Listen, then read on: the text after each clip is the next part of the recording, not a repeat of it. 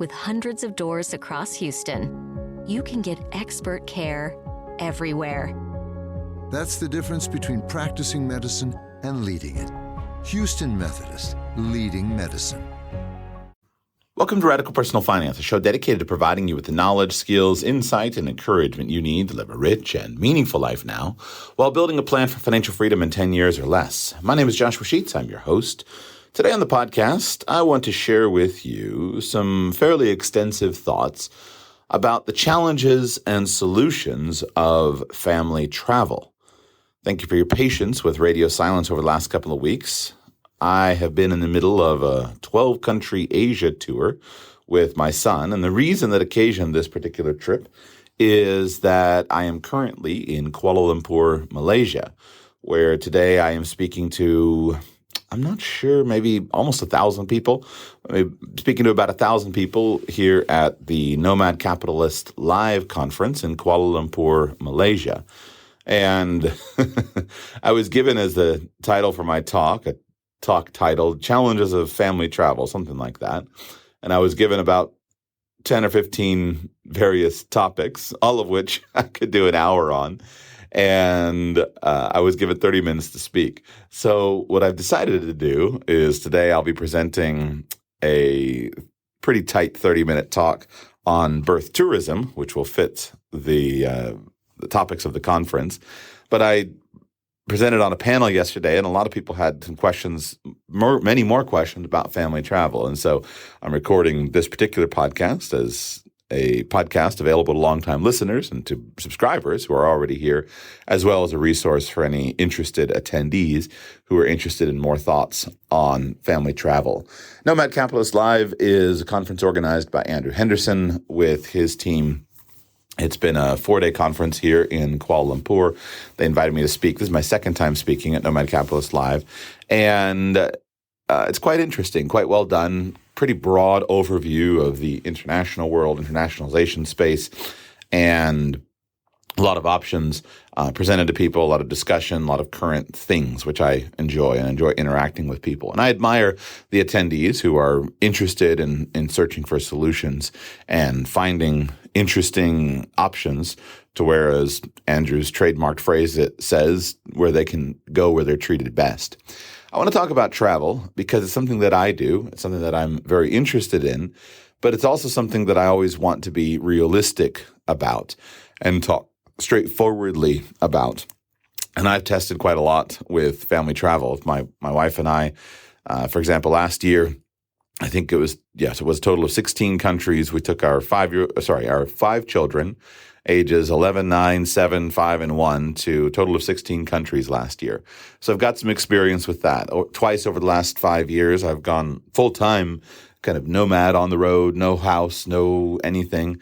I've traveled in a variety of different forms. I've tested a lot of different stuff, partly because it just interests me and I enjoy some aspects of the lifestyle, but it's also given me a realistic perspective. And so I want to talk about the challenges and talk about some of the ways that I have solved those challenges.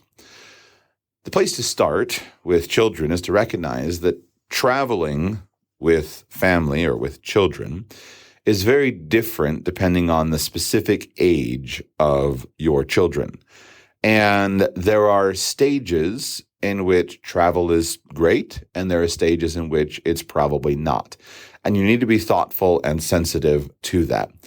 Generally speaking, with my own children, I've pretty much adopted and embraced the idea that my children will need to fit into my lifestyle, not necessarily me fitting into their lifestyle. What I mean is simply that one reason many people don't have children is they don't want to have their life interrupted. Now, there's no way to have children and not have your life interrupted. Children have needs. They are human beings who deserve your care. They deserve your consideration, and they are going to interrupt and disrupt your life. But that doesn't mean that your life has to immediately revolve around children. You don't have to give up your plans, your dreams, and suddenly wrap everything around your children. Throughout all of human history, human children have fit into the lifestyles of human parents. And that means that there are children who have been born in a gypsy wagon and have lived their entire life rolling around the earth in a gypsy wagon. There are children who've been born in a palace and have grown up in a stationary palace and never left that palace. There are children who have been born in a hovel and never left that. There are all kinds of lifestyles that parents have lived with children. And children, generally speaking, can learn to be adaptable to whatever the lifestyle is that their parents and their community live. And they won't really know anything different. And I don't think that you're abusing your children in any way just by having a vision and a goal of the kind of lifestyle that you want to live.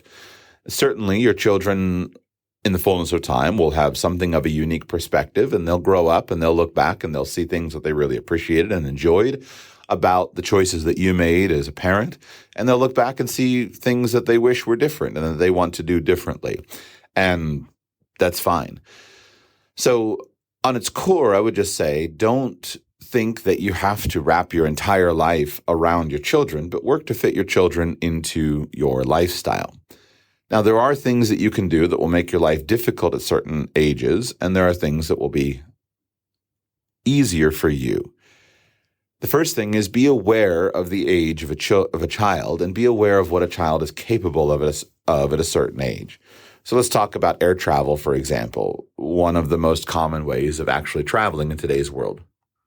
I think of air travel when I think of stages. And the way I look at it is that babies are generally relatively easy to travel with. So from age a few months, once the baby is out and kind of through that fourth trimester phase where life can be pretty uncertain. But babies are pretty easy to travel with until the point in time at which they are crawling around and walking constantly. So about the first year or so, most babies seem to learn to walk somewhere around 1 year. So first year, babies are relatively easy to travel with. Why? Well, they don't really need to be entertained. They sleep a lot. And so you can usually just strap them on in a baby carrier and strap them to your chest, and pretty much they're pretty happy, and it's relatively low stress. There are challenges, of course, of feeding the baby and making sure that the baby's needs are attended to. But if the baby's mother breastfeeds, no need to carry a bunch of stuff with you. All you need is just some changes of clothes and a baby, and a carrier to strap the baby on so that you can walk around and have a place for the baby to sleep. And the baby pretty well sleeps about the same regardless of where you go. One of the things that we've done is we will travel with a small sleeping pod, a small collapsible sleeping pod that we can put out on a hotel room floor or in a bed or in a room. And that consistency with the sleeping pod helps the baby to have a familiar place that he can go to sleep, lie down, be squared away. So the first year of travel, not particularly difficult. The next stage is the most difficult time of travel, and it goes from the time at which a baby is a mobile toddler, able to walk around and wanting to walk around consistently, up until the time that the child can entertain himself. And so I'm just going to put a number of about 5 on it. So from 1 to 5 is the hardest time to travel with a baby because the child is too old to want to be confined.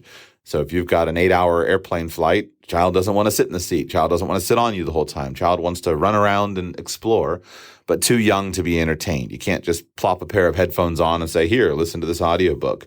You can't just hand the child a Kindle and say, here, read this book.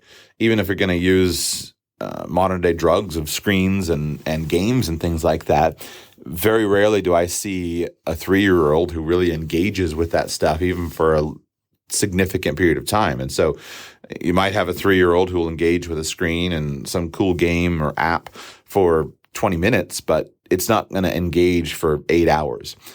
So that's a really difficult time to have long flights, long travel.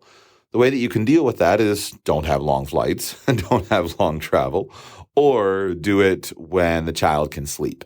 So although sleeping on an airplane is not all that fun, because usually they're fairly long trips, at least if the child can go to sleep, then that can give you some respite and allow the child to soak up the hours. So I would try to avoid traveling with younger children if you can. Now, reality is, as your children age, you're going to have older children who are in a different stage, and then you're just going to have younger children. And as your family grows, you kind of just get used to dealing with it, whatever it is. And as a parent, your expectations change. And so if my wife and I are traveling and we've got a 2-year-old or a 4-year-old or something like that, then neither of us expects to sit on an airplane and watch a movie or read a book. We know that we're sitting on the airplane and we're going to be working for 8 hours or whatever it happens to be. And so your skills and your attitude can change over time. But if you can avoid traveling with children of that age, then that will make your life a little easier. As your child gets older, once he or she is able to be entertained, audiobook, movie on the TV screen, reading a book himself, once you get to that point, then now your horizons open up quite a lot. Now you reach the point at which it's not particularly painful to travel and you can move around a lot more. And especially as the child gets older and able to handle tiredness more easily, then with a good attitude, then everything can get a lot easier. And so the really sweet time for travel is probably from about 10 years on. If you're traveling with a 7-year-old may have a great attitude, but a lot of times he'll get tired and not know how to control his attitude when tiredness, and it can be difficult if you overschedule things too much. But once you get beyond that point of being able to entertain himself, travel, your horizons can be very, very large. So if you're going to live some kind of international nomadic lifestyle, though, you want to keep these things in consideration. And you generally don't want to plan a lifestyle that involves lots of long airplane trips if you have young children. I have a friend of mine who was working in Cairo, Egypt, and had 2 young children and had family in West Virginia and in Oregon. And traveling back and forth from Cairo to the United States with 2 young children for things like holidays was simply miserable.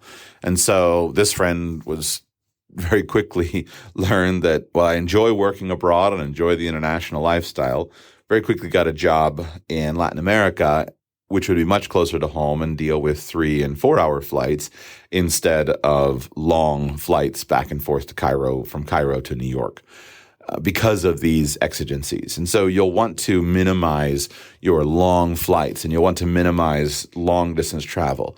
And it's not only because of the time and the hassle, but also the cost.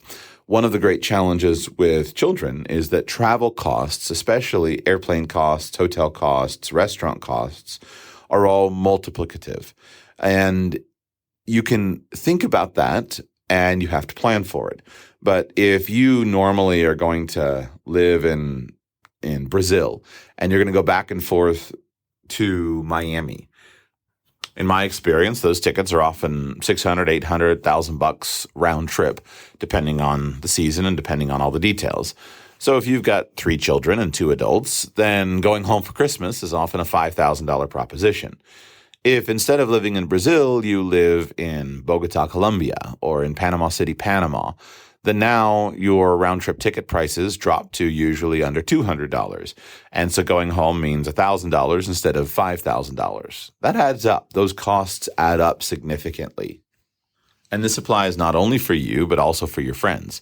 If you're thinking about some kind of international lifestyle, living in multiple places, or just simply living abroad, you're going to see your friends and family less than if you were living in the same place where they could drive to you easily.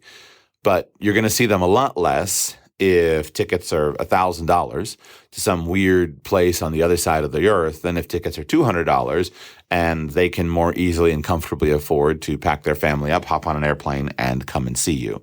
So you want to think about the cost. And if you're going to focus on air travel, you want to think carefully about what this is going to mean for you, both of the experience and the cost, as well as for your friends and family. And nearer, shorter flights are generally a superior option. In addition, you will also want to pay attention to direct connections versus having to make lots of layovers. So if your family is in a certain part of the world or a certain city, or your friends are located in a certain city, What I would encourage you to do is the first stop you should make is to a website such as flightconnections.com or flightsfrom.com. Both of these websites will allow you to put in your airport and see the direct flight connections that are connected to that airport. And your cities that you use for your lifestyle, that you live in or where you spend most of your time, ideally your cities should have direct flight connections between the cities that you care about. So this means you're going to focus on a major city and a well-connected region, not a minor city with secondary flights. For an adult, let's say you live in Boquete, Panama instead of Panama City. For an adult, it's not that annoying for you to have one extra small leg. You fly into Panama City, you take an airplane to Boquete, to David, and then take a trip to Boquete. Not too frustrating. But when it's a long day and you've flown from New York to Panama City, and now you have to sit in the airport for 90 minutes, and the children are exhausted, and now you have to get on an airplane, go through the whole thing again, get the infant car seat on, which is always a hassle, or the infant seatbelt on, and the baby strapped in, and baby's tired and hasn't slept, and that extra flight is really annoying. So minimize those kinds of connections. Focus on places where you have good tickets between direct destinations, and focus on living in a major city that is connected to the places that you want to do. If you can do that, then it's not as difficult and it's a doable lifestyle. Ideally, you will generally want to minimize air travel. So there's a huge argument to be made. If you're setting up some kind of international nomadic lifestyle, there's a huge argument to be made in favor of car-based travel, or in some cases train-based travel, rather than air travel. Let me cover these different modes of transportation just a little bit. Train travel is in many ways easier than air travel because it involves a lot less waiting. You can show up for the train 5 or 10 minutes before it leaves. You can load up. You have more space, more comfort. You can take more baggage, although, as we'll talk about in a moment, that's not necessarily a good thing. And you can just simply go to your destination. I don't find that trains are as pleasurable as I hoped they would be. And the problem with trains is you are still on public display. All forms of public transportation involve you as a parent having parental obligations to the public, to control your children, to control their behavior, to help them to fit into society in a non-intrusive and non-disruptive way. And that can be really tiring. It can be tiring for the children and tiring for the parent. When you're always on and you have to keep your children quiet and you have to make certain that they're not bothering other passengers, then it can become very tiring. And children need to get their wiggles out. They need to have opportunities to get their wiggles out. And it's very hard to find opportunities when you are in transit. And so a long train journey or a couple of train journeys has benefits. You may have the ability to stretch out more and have a little bit more privacy than an airline, but it's still difficult. There are strategies. Booking a private compartment where you have the whole compartment is good, but compartments are not soundproof. They are sound insulated, but they're not soundproof and they're tight. So train travel is okay, and it's better than airplane travel in many ways, but of course it can be slower and it can still have the problem of costing a multiplicative amount. Car travel, private car travel, is definitely the way to go. And the reason for it, the reason it's such a superior option is, number one, it's cost efficient. If you have a 600-mile trip and you're driving with one person and you add 5 more people in the car, you have the same total cost from getting to point A to point B, but your per person cost is much, much smaller. Unlike buying 6 airplane tickets or 6 train tickets, 6 people in a car costs about the same as 1 person in a car. So car-based travel is a great option for moving between different places. But from a lifestyle perspective, more than the cost, the big benefit of car travel is that your family has privacy. And so you can turn that car into together time. One thing I really like about car-based travel is the whole family can do something together. We can, of course, talk together. We can play an out-loud game together. We can listen to an audiobook together. I can't do any of those things on an airplane or on a train, but in a car, we can be together. And if the children need to let off steam, then if a child is loud, no problem. If a child is crying, well, it's a little bit annoying, but as a parent, you get used to crying children, no big deal. And the child can cry and then go to sleep. And if the child cries for 30 minutes, you're not all uptight because we're bothering everybody on the airplane or everybody on the train. You're just relaxed. It's just bothering us and we can deal with it. So prioritizing some kind of structure where you can drive to the places that you want to drive is really a major improvement in lifestyle. And this is why having a country that has great roads, great transportation, and good access to cars is going to be a really good fit for you from a lifestyle perspective. I think if you're in the United States, driving between Canada and the United States and Mexico and the United States is a really great option and much better than flying back and forth from Malaysia to the United States with children. If you're going to live in Malaysia, great. Drive the borders. And you can, in many places, set up a lifestyle where you can just simply drive between and among the different countries that you're going to use for your nomad capitalist lifestyle. Now, while we are discussing transportation logistics, we need to talk about luggage. If you're going to travel with children, it would be really best if you are able to pack light and that if you practice those skills, or just go ahead and commit all the way to having luggage handlers do everything all along the way. When it comes to luggage, one of the great challenges is that children are pretty incompetent at lugging heavy bags around. They try, they want to, but in reality, they can't do it. And so if you take a family of, let's say you have simply 2 children, 2 parents, 2 children, young children. And let's say that you normally pack a big bag for each person. Well, you now have 4 bags and you have 2 people who are capable of carrying the bags. All right, that's fine. Both people have hands and arms, 1 bag in each hand, no big deal. But now all of a sudden, the baby is tired, baby is clingy, and baby wants to be held. So mom's going to hold the baby. Who's going to take that 4th bag? This is the thing you need to plan ahead for. And ideally, it would be best if mom and dad can carry any children that need to be carried and carry any bags that need to be carried, because if you're going to be traveling a good bit, that's probably what's going to happen.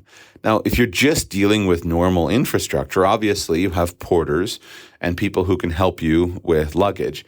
And so many times I've paid for porters to take bags from a car to an airport, airport to car to hotel, all that stuff. That's a really valuable service, and it's very nice to have it.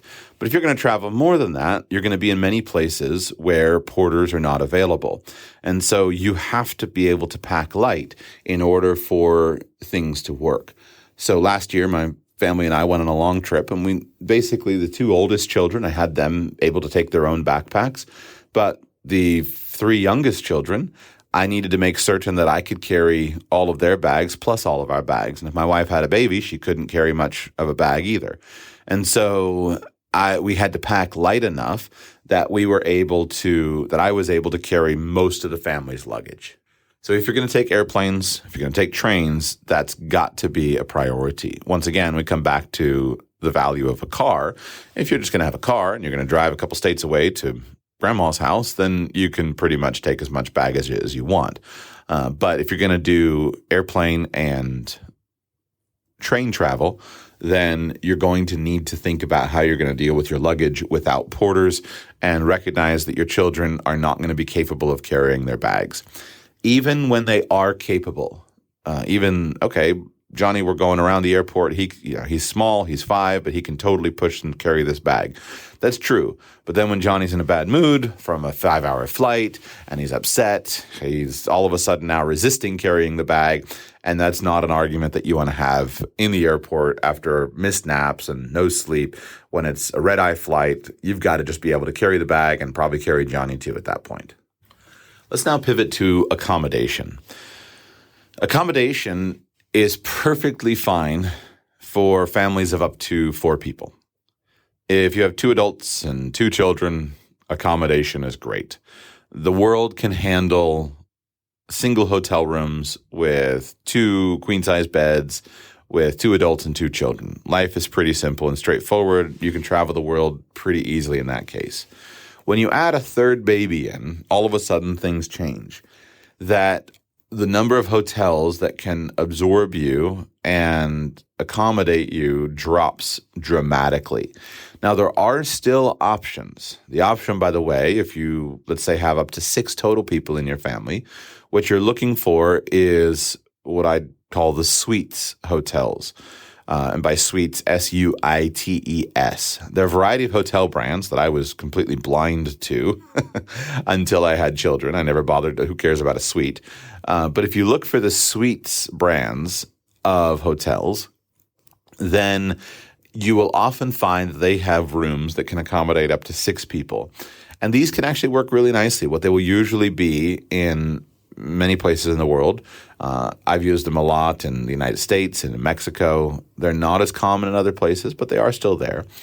Is they'll often have 2 queen beds and a pull-out sofa. And that works really well. You put 2 small children on the pull-out sofa. You have 2 queen beds. They usually come with a small kitchenette, and that can be fine. Once you add one more child, so now if you're up to 5 children and 2 adults, then pretty well you're stuck with either many hotel rooms or some other option. Many hotel rooms can work, but not well, especially with young children. Obviously, it's a financial annoyance to have to spend times 2 or 3 for hotel rooms. It's annoying. But more than annoying, it's just an annoying lifestyle. Sorry, more than finances, it's an annoying lifestyle.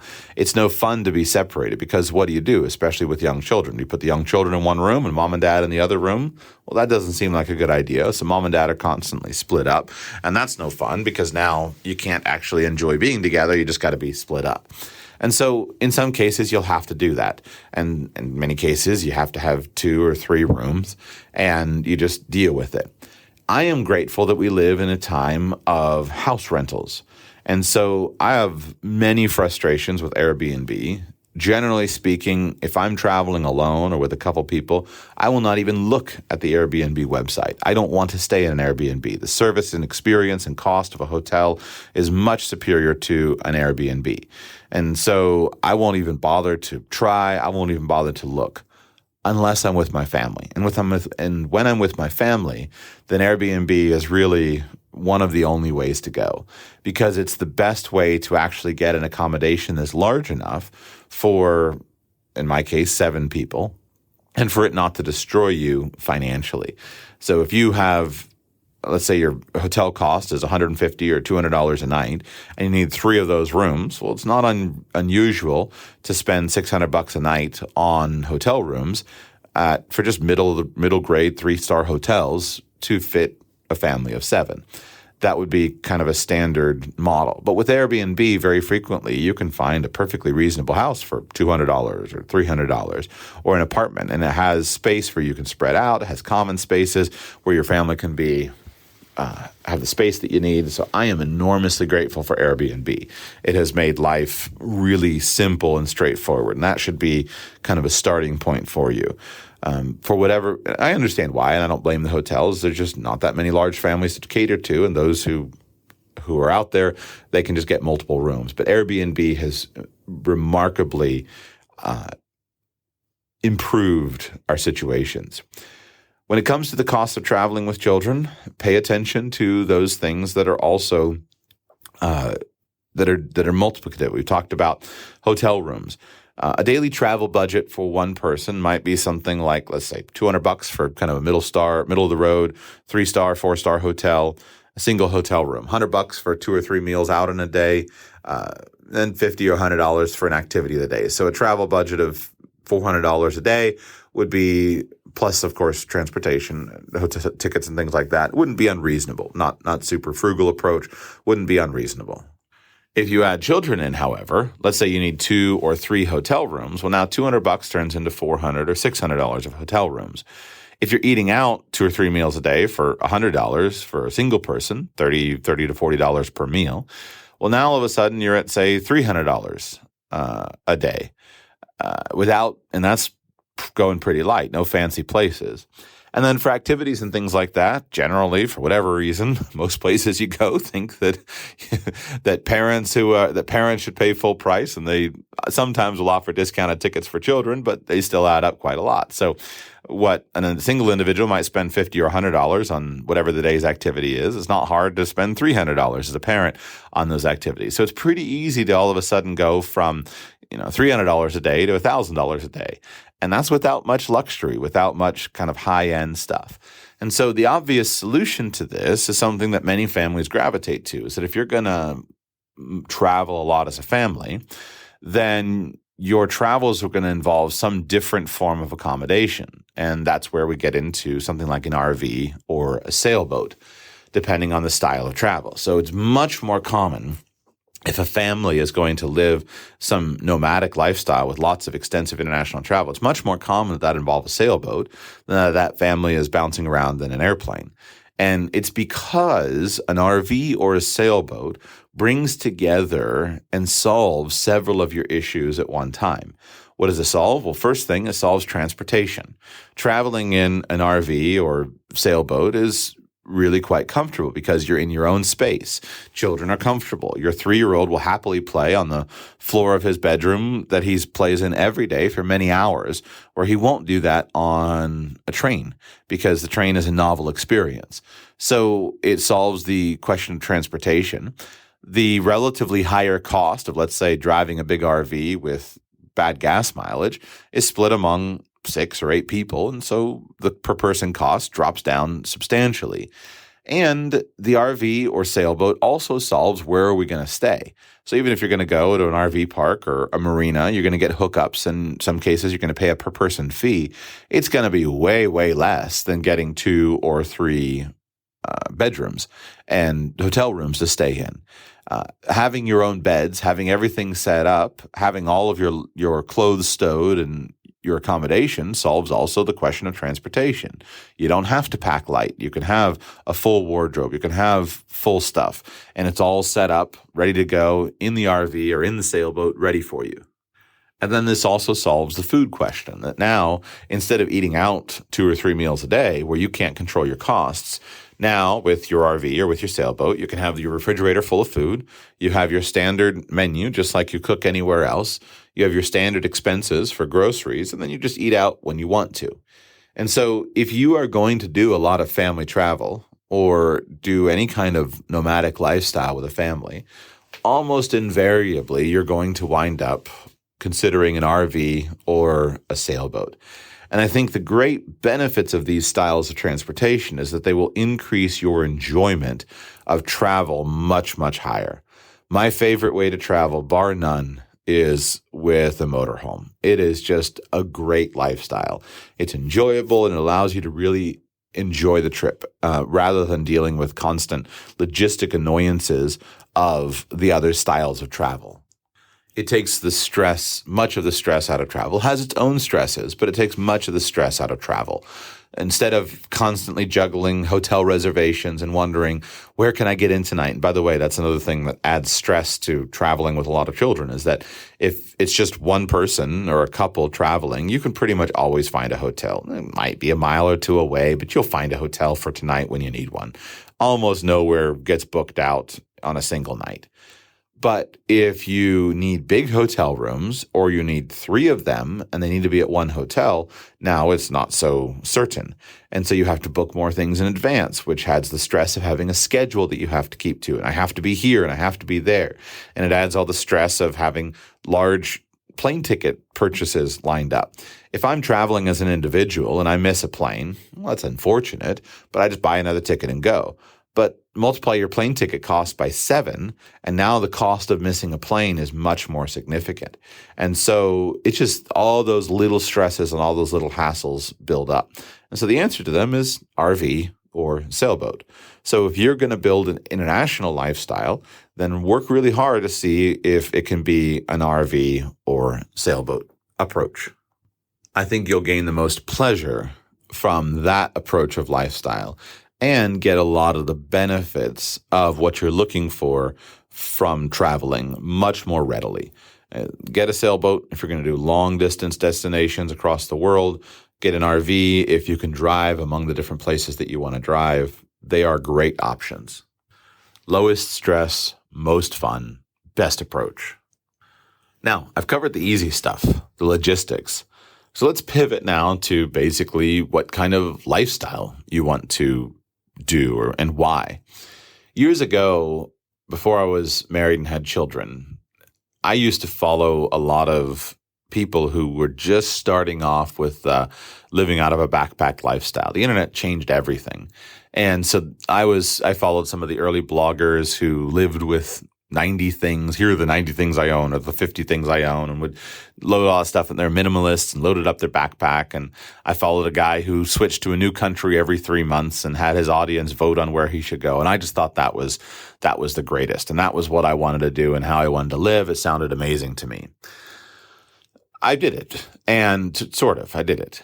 With children, though, what happens is everything changes in terms of the calculus, what you're actually trying to accomplish. And you have to think now of what's best for a child's development. Most people who go and try to live the digital nomad lifestyle living out of a backpack, they last for a relatively short period of time.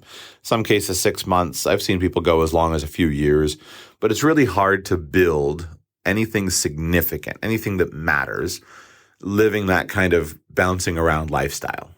It looks good online for a time, and it can be part of your shtick that you sell to people that, listen, I live this great lifestyle of moving constantly and traveling constantly. But the actual logistics of it are very difficult.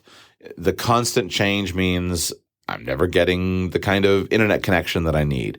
Your schedules are messed up. I'm tired. I can't be in the same place. I can't commit to schedules in advance. It's even just, for the last 2 weeks, I have a series of podcast episodes ready to go. It's not that hard for me to sit down and record a podcast. I'm pretty good at it. But the logistics of time zones, being tired, logistics of getting here to the next place, where am I going to record? Where is it quiet enough? All of that stuff means that I haven't gotten a podcast uploaded in the last couple of weeks because of these frustrating and annoying logistics. So it's very hard to build something large that matters. And if your fun and it focuses on the fun travel, all right, great. If your focus is on building something significant, then bouncing around and moving all the time doesn't provide you with a good quality lifestyle for doing that. And if you're going to build a family that matters, then that in and of itself is going to be the thing that is going to be significant that you're trying to build. I am happy to affirm that families can live really any way they want to live. As I said at the beginning, you can move around. There's plenty of people who've done that throughout history. What I have found is that traveling a lot makes it hard for me to do the kind of work in my family that is often needed. Now, with our bouncing around, I've had people criticize me and say, well, Joshua, your children are probably insecure. And so you shouldn't live this way because your children are insecure. I've considered it, but I haven't observed any kind of emotional insecurity that I see. I haven't seen any signs of that. For example, when we were living in an RV, yes, we moved a lot, but we also had exactly the same routine every single day. We eat 3 meals together. We at the same table. And so just what's outside the window as we're eating changes, but we're together. We're together all the time. What I did observe, though, is that having a nomadic lifestyle made it hard for me as a parent to be consistent in applying the kinds of discipline and behavior correction that my children needed. The lack of consistency of environment meant that I couldn't be confident to follow through and correct and curb behavior when it needed to be changed. So, classic thing, your child, acts out in some way and does some antisocial thing. Well, if you know that everything is fine with the child has had a full night of sleep, we're in a good situation, everything is squared away, there's nothing weird going on, then you correct the child. You say, don't engage in this antisocial behavior. We don't do that. And you bring appropriate correction to the child's activities. But then if you know that the child slept 5 hours last night instead of 9 hours like he should have, or if you know that a nap was missed today because we were catching a plane or something like that, then now you don't have the same confidence correcting the antisocial behavior. It obviously should still be dealt with, but the way that you deal with it is different because you're trying to show understanding of the unique circumstances. Well, add on day after day after day after day out of that, and what can happen is that your parenting, instead of being consistent and focused and steadily working to correct the behaviors that you need to work, your parenting winds up not doing that way, and you wind up with all of these little uncorrected things that can build over time and are really annoying. So every time, this is the thing, and this is the reason why I have no intention of becoming a full-time nomad in the future, is that when I've done this multiple times in the past, you wind up with a 20% degrading of your overall family situation due to your lack of consistency as a parent and bringing appropriate correction and discipline and structure. And that 20% doesn't sound like much, but it's a big difference in actual results. So I remember distinctly the last time we got off the road, we'd been traveling, I forget if it was 6 months or more, I don't remember. But we had gotten rid of all of our stuff. We were traveling, staying in long-term rentals and Airbnbs and moving quite a lot. And when we got off the road and moved into our own house again and got all our stuff out and got settled in, it was an enormous sigh of relief for me because now I can fix all these little things that I haven't been able to fix on the road. And 2 or 3 months later, dramatically improved family life, dramatically improved child behavior. Everything was much, much better because of it. So be cautious because those kinds of things are hard to put into words. And the things that seem appealing for a single person or a couple, they are appealing still when you have children, but there's a whole set of costs that the inexperienced people just are blind to.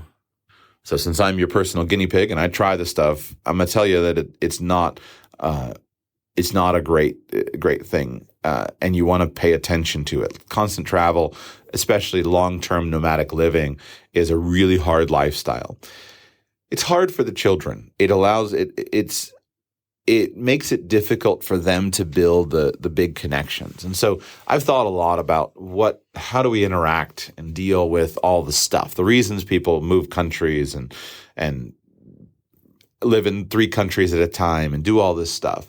With children, on the one hand, some of your motivations increase because now you have a real purpose to what you're doing, but then the circumstances change. And I don't want to, there's so much of this is personalized, but your tax considerations change. When you have children, you usually have more room. You have more tax-free money due to whatever your country's version of child tax credits and deductions or child payments, things like that. All of that changes with children. And so your financial situation may be different. I've known a lot of people that I tell them you'd be much better off just living in the United States or living in Germany because of the various the way the tax systems work with children that are not the same for people who don't have children. You have a lot more room in the various numbers and brackets that you're doing the calculations on. The costs change. I've coached a good number of people who went through some kind of sort of low, middle income earners, went through some kind of elaborate international thing. And I've said, listen, just go to Ohio. Live in Ohio. You're going to be a lot better off in the long term because you're spending all the money that you're saving on taxes. You're spending it all on higher food costs and lots of plane tickets, and you're not really getting any joy out of it. So just go back, move to Ohio. And I can prove it to you on paper that it's a better situation financially. And then there's just huge things to pay attention to when you're in the process of launching children. Many countries have all kinds of scholarship programs. The United States is world-class at this. So many scholarship programs, so many options for teens and support and extra enrichment programs and schooling and all kinds of amazing things that are available.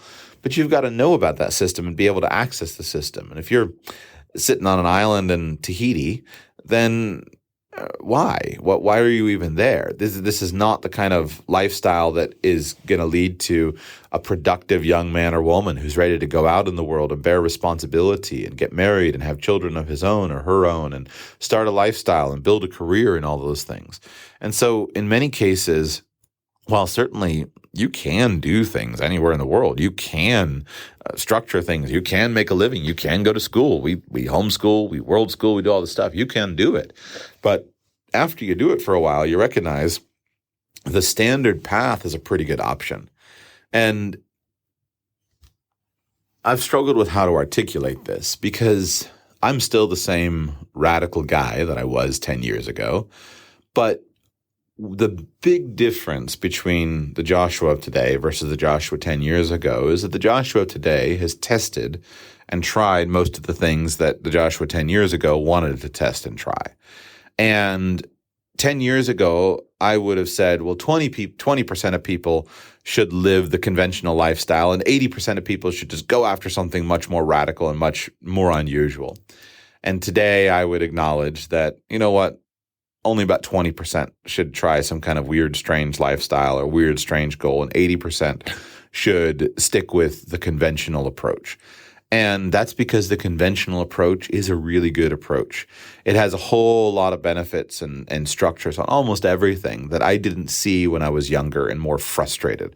I was more frustrated with the world and everything should be different. Well, today I would say 20% of people will appreciate these things that should be different, and they will really resonate with the radical extreme approach. But 80% don't need it. They're fine. And the kind of the standard approach has a lot of benefits with it. Realistically, living in a house makes life a lot easier than living in an RV. There's a reason most people, when they have enough money, they move from an RV into a house. Really, it's poor people, generally speaking, who live in RVs with children, or they do it for a temporary period, a 6-week trip, a 6-month trip, and then they're back in a house. Houses have a lot of advantages over rolling houses. And so just going with the conventional path is a great option, and it's probably the best standard solution. Most societies have a whole set of benefits built into them that if you're just part of the standard society and you have a conventional profile, there will be many, many benefits to that, because what a conventional approach encapsulates is basically the collected, evolved wisdom of a society. There's really something in it that reflects the best practices of a lot of people. A lot of people have gone through this change, these testing processes, and have figured out, hey, here's about the package that works really well for most people. And I think this is especially true if you look at the wealthy, because the wealthy have developed certain lifestyles and certain ways of approaching life that are unconstrained by money. And so what I'd like to conclude with is, let's just imagine some kind of fictional wealthy person that you know in your country. Usually what a wealthy person will have is a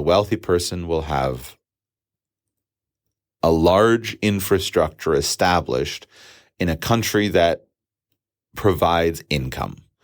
And wealthy people, while certainly caring about taxes and lifestyle, they don't worship at the altar of paying zero. There are many, many wealthy people in high tax jurisdictions that provide certain lifestyles because that's where they make money. And that's where they have connections. And those connections and those opportunities are more valuable than the costs of the tax, because that fundamentally is what funds their lifestyle. And so saving tax is certainly something that we always do, but you don't see that many wealthy people moving to weird, out-of-the-way places as compared to living in New York City or San Francisco or London or any number of great places all around the world. If a place with reasonable tax, maybe Singapore or Hong Kong or any number of other places, if a place with reasonable tax can work for you, then I think that's wonderful. But at the end of the day, don't make things like paying zero taxes the ultimate goal. The ultimate goal is to have a broad picture of something that works for you. Most wealthy people will have a home, and that home will be carefully selected based upon the neighborhood. And the neighborhood will be the key driver of network, relationships, and connections. And so prioritizing having a great and comfortable house in a particular neighborhood where your kinds of people live really will be the foundation for everything else. Wealthy people often have a couple of homes. You'll have a vacation home or another home or even a couple more homes in other places. And I think this is the strategy that, especially with consideration of family travel, makes all the difference. Have one standard place that is your family home, and then have one or two other places where you also have small homes or modest homes as your finances account for, and then you go between those places. And that dramatically reduces the hassle of travel. It dramatically reduces the hassle of transport because we're just going to our home. We know where things are. We know how to get there. We know we have our stuff there. We don't have to take too much stuff with us. And so building in place some kind of 2 or 3 home strategy really works really well. And what I love about this approach as well is you can play with where you have the big house and where you have the small house and sometimes come out ahead financially because of that. So you're not going to want to long-term live out of a backpack and be a rootless nomad. There needs to be a reason and a time for that. So a reason and time might be for 1 year, we're going to RV all around the United States and visit all 50 states. Or for 1 year, we're going to RV all around, Europe, or we're going to sail the world for 2 years on this particular sailing route and enjoy this 2 years together. But as a long-term lifestyle for families, it's too separated from the mechanisms that allow you to actually build something that matters in a family's life. So homes are going to be part of your strategy, and those homes need to be plugged into a local society. And so you'll want to choose a place where you have a local culture, a local community that you want to plug into. A certain school or a certain country club or a certain neighborhood is going to offer you things, and then use that particular place as the foundation of all of your long-term building plans. Having all of the other international infrastructure of multiple citizenships, multiple passports, same thing, well, not same thing, but related, residencies, international financial infrastructure, all of that can easily be done without any travel that's necessary. The travel then is just between your homes, and then go ahead and take your family vacations. And the family vacation model is a tried and true model. And if you had all the money in the world, then what would you do? Well, you would have your primary place that you go from, and you would have your activities that are related to where you what you like to do. So you would have the ski resort that you like to go to, the one that's relatively convenient, that offers the good skiing, and you would have the condo that you like to rent there. Or you would have the foreign travel that you like to do, and we really enjoy going to the south of France, or we really enjoy going to this destination. And that all sounds very conventional, but there's a great deal, as I said, of embedded wisdom in those lifestyles that the wealthy have consistently because they bring together things that are not unencumbered by money. Why are people snowbirds in Palm Beach, where I grew up? Why do we have a bunch of snowbirds from all around the country that come to Palm Beach? Well, because they can't make money in Palm Beach. That's not where their business center is, but that is where their relaxation is. And so they can come to Palm Beach during the season. They have 2 or 3 months in Palm Beach. They see all their friends. They've got a whole community in Palm Beach. And then they have their community in New York. And they go back and forth between them trying to get the best of both of those things. Why do they send their children to Paris to France for a month during the summer, or 2 months in Europe? Well, because again, community, enjoyment, but then infrastructure. And most of the time it's about plugging into people more so than it is about particular location and logistics of all of that. And there's going to be something that's relatively close. And so on the West Coast, it may be Lake Tahoe or a particular ski resort. On the East Coast, it may be Palm Beach or one of the islands.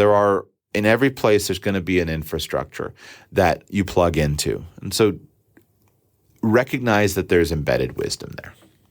And with that, I'll conclude this podcast episode. I'm a little annoyed about where I am concluding because I feel like My show is called Radical Personal Finance, and I should focus on the radical strategies. And here I am talking about the value of conventionality. But that is the honest truth. After 10 years of testing every one of these things that I can in detail and getting my own data and my own results, I have discovered that there is, in most things, there's a huge amount of embedded wisdom in the conventional approach, in the conventional decisions, in the conventional lifestyle. And we should pay attention and really understand that wisdom before we go and start tinkering with it too much and making a bunch of hardcore decisions. If you're like me and you like to test things, then do that testing, but get it out of your system with the testing while your children are relatively young, so that when they get to the point where they really need that infrastructure and those opportunities, then you have done it. And I'll deal with this separately in kind of my public speech, but one of my concerns of international planning is oftentimes I think people pick the wrong time to start messing with stuff, and it can have big impact on the lives of children. I've tried really hard to do all of my testing when my children are young, and they haven't needed much external input, external networks, external kind of structure. But I've observed a lot of people that get super obsessed with leaving their country, and they pull a 16-year-old or a 19-year-old out of everything, of all of the structures of society that were intended for success, and they plunk them down in a foreign country, in a foreign language, and the child is lost, doesn't have kind of those basic things. And it's going to take years to make up for lost time at that time when the child should have so many relationships and connections and teachers and advisors and friends and people of connections helping him get forward. Now he's just plunked down in a new country with no network and has to start from nothing. So be really thoughtful and be really careful, because we have a real responsibility to our children, as we all know, to provide for them the ingredients of success and to do our very best to help them to have what they need to get a good start in life. And internationalization can be a great help in that approach. It can also be a great harm. So be careful. Thank you for listening. I'll be back with you very soon. It's better over here. AT&T customers, switching to T-Mobile has never been easier. We'll pay off your existing phone and give you a new one free, all on America's largest 5G network. Visit T-Mobile.com/carrierfreedom to switch today. Pay off up to $650 via virtual prepaid MasterCard in 15 days. Free phone up to $830 via 24 monthly bill credits plus tax. Qualifying port-in, trade-in service on Go 5G Next and credit required. Contact us before canceling entire account to continue bill credits or credit stop and balance on required finance agreement is due.